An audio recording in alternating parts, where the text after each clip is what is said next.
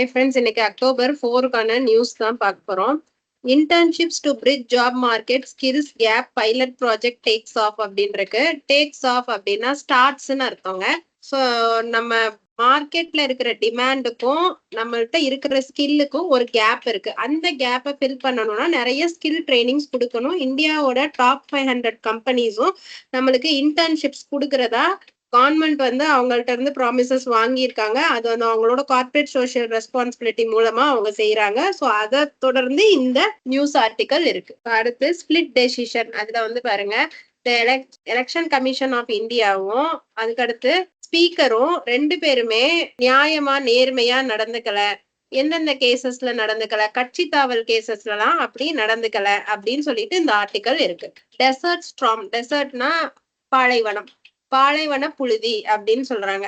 So இது அனல் பறக்குது, புழுதி பறக்குது. ஏன்னா உமன்ஸ் வேர்ல்டு கிரிக்கெட் T20 வந்து ஸ்டார்ட் ஆயிடுச்சு.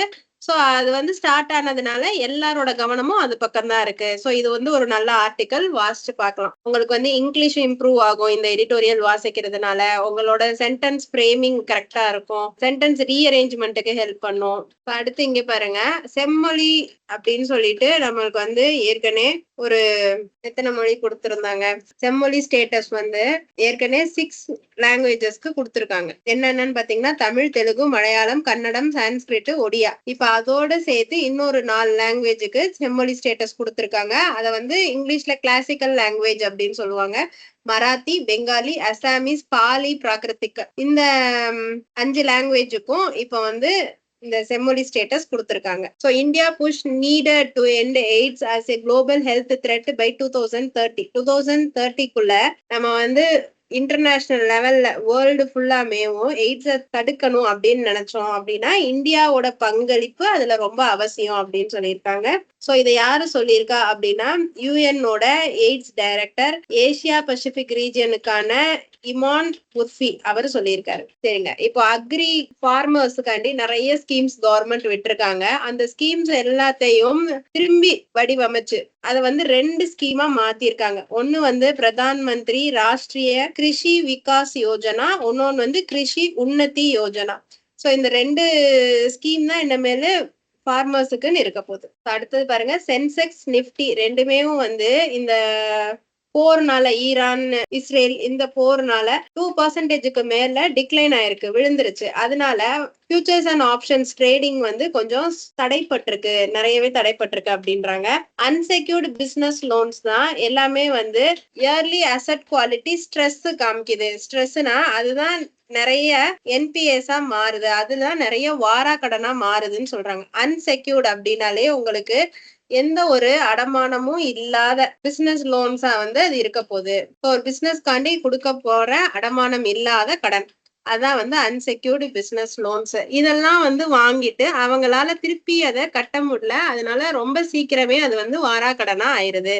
அதெல்லாம் மோஸ்ட்லி என்ன ஆகுது, தள்ளுபடி செய்யற மாதிரி தான் போயிருது அப்படின்னு சொல்லிட்டு யாரு சொல்லியிருக்கா, நம்ம இந்தியா ரேட்டிங்ஸ் ரிசர்ச்ல வந்து சொல்லியிருக்காங்க.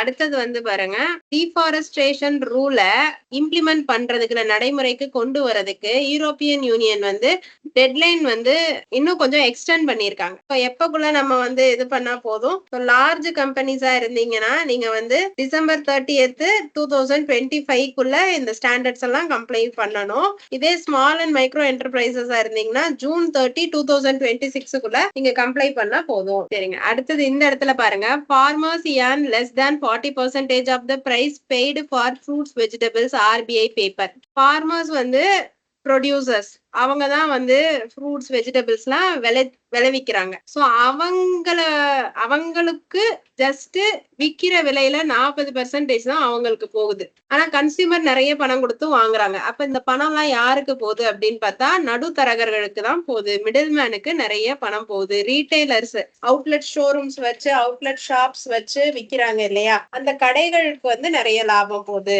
அப்படின்னு சொல்லியிருக்காங்க.